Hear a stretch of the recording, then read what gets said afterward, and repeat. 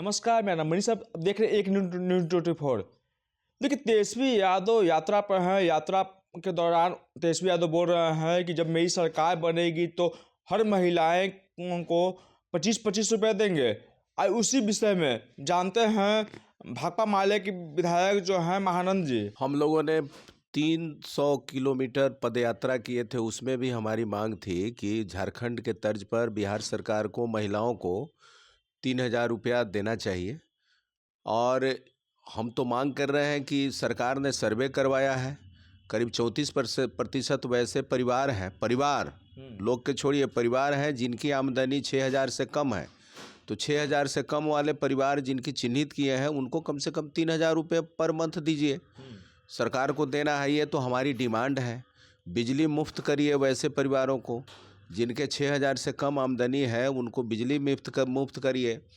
उनको जो है आप स्मार्ट मीटर हटाइए, उनको रोजगार दीजिए, किसानों को रोजगार दीजिए। लेकिन वहीं पर हरीश सहनी कह रहे हैं कि झूठों का सरदार है महागठबंधन के लोग। झूठों के सरदार तो बीजेपी के लोग हैं। बीजेपी का मतलब झूठा पार्टी है, सब कोई जानते हैं, बड़का झूठा पार्टी है। झूठ बोलने वाला और इतना न हल्ला करने वाला, इनके मीडिया को हाईजैक कर लिए हैं। सारा गोदी मीडिया के जरिए झूठ बुलवाते हैं, जिसे आम जनता के आंख में धूल झोंकने का काम करते हैं।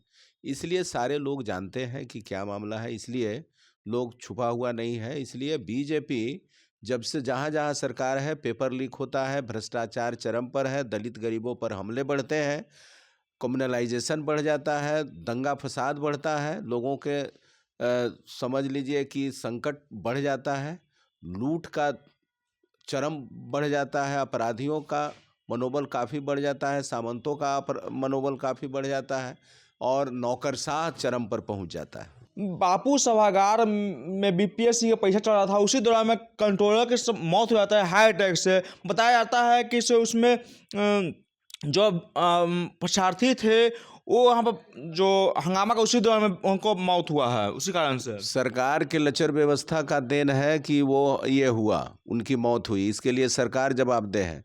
परीक्षार्थियों की संख्या ज़्यादा था और पेपर बहुत कम थे, इसको लेकर के हंगामा होना स्वाभाविक था। उसमें डीएम पर केस होना चाहिए था, डीएम थप्पड़ मारे थे, वहाँ हंगामा हुआ था। छात्र लोग का स्वाभाविक है कि आप आशंका बढ़ी जाती है और इस हिसाब से आप समझ सकते हैं कि छात्रों का जो परीक्षा है, तो परीक्षा को जहाँ पेपर लीक हो जाता है तो मेधावी छात्र पीछे चले जाते हैं और इनके जो चहेते लोग हैं उनका परीक्षा में पास हो जाता है। तो ये मैं समझता हूँ कि भाजपा की सरकार में ये बहुत ही गलत रवैया शुरू होता है और शुरू हो गया है।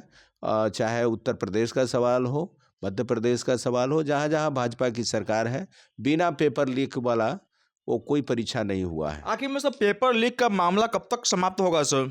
भाजपा की सरकार नहीं रहेगी, पेपर लीक नहीं होगा। भाजपा की सरकार जब तक रहेगी, जिसमें भाजपा रहेंगे, तब तक पेपर लीक होते रहेगा। इसलिए छात्र नौजवानों को भाजपा को आउट करना होगा।